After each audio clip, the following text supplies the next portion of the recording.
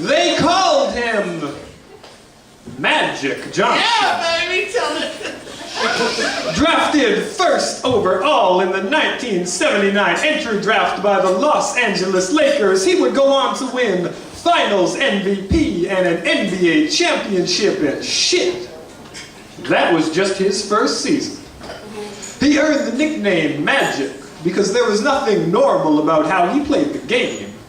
He was a heavy Houdini on the hardwood, the David Blaine of blocked shots. He was a David Copperfield on the court. He could make opposing players disappear into double dribbles. He could seemingly teleport to the other team's turnovers. He could do levitating layups and seemingly suspend the shot clock. But Mr. Johnson, that is not magic. Still, there was nothing normal about his Hall of Fame career. 5 NBA championships, 3 MVP awards, and a dozen NBA All-Star games. It was the way that he could administer assists with an abracadabra and add alley-oops with an alakazam. He could hurl hook shots with a hocus pocus. It was the way that the point guard could pick and roll, and presto chango, his points per game would proliferate. But Mr. Johnson, that is not magic. His career and accomplishments on the court continued for quite some time until a routine physical before the 91-92 season when Johnson tested positive for HIV. He made an announcement that he would retire from basketball immediately. But in spite of this, the fans still voted him as a starter in the NBA All-Star game. His fellow players, however, were less supportive. They said they didn't want to play with him for fear of contracting the disease. All those warm and fuzzy feelings were quick to fade away, and his reputation was buzzer-beaten by bigots who were too point-guarded by their own fears to give him a secondary break. They left him rebounded, gagged, triple-double crossed, jump shot down, free thrown away. They three-pointed their fingers and said, "You are not magic anymore. You are not even normal.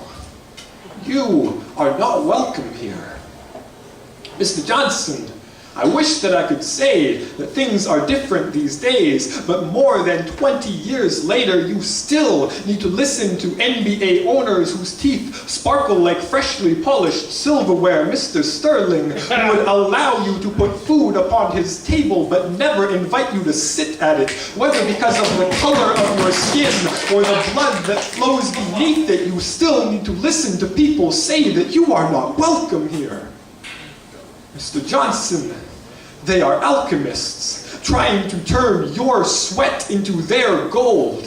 They want the rabbit and top hat routine, but expect you to pick the carrots yourself. After the final buzzer, they want you to disappear into a puff of smoke. They want the race car to disappear from the deck. They want the doves to fly out, but do not care about making peace. They sit on thrones in Beverly Hills munitions factories while young boys in Compton practice catching bullets in their teeth. Mr. Johnson, this is not magic.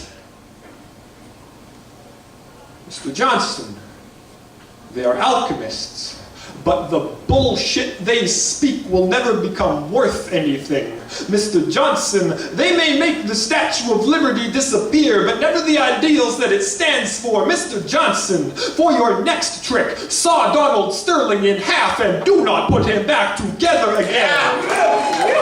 You have made us believe in the impossible because we have chosen to believe in you the same way that people believed in a rookie point guard winning Finals MVP, the same way that people still believed you had a place in the 1992 All-Star Game, the same way that people believed that in an arena of 18,118 seats that not one of them was reserved for hate, the same way you made us believe in something so much bigger than just a ball going through a hoop.